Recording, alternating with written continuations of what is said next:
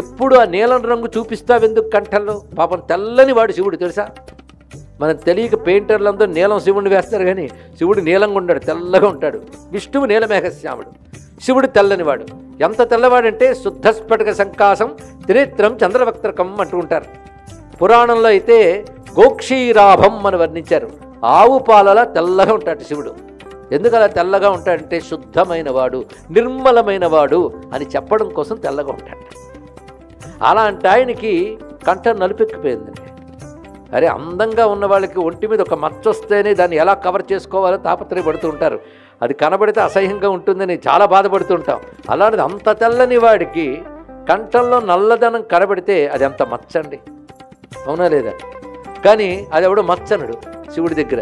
ఎందుకంటే లోకక్షేమం కోసం పెట్టుకున్న మచ్చ కూడా అలంకారంగానే కనబడుతుంది కదా అన్నారు ఇక్కడ. వికారోపి శ్లాఘ్య అన్నారు ఇక్కడ.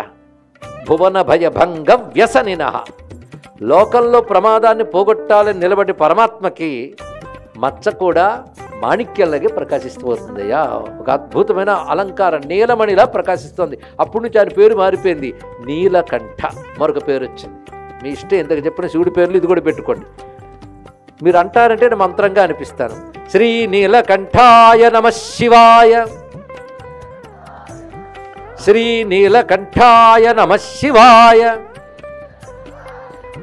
శ్రీ నీలకంఠాయ నమః శివాయ.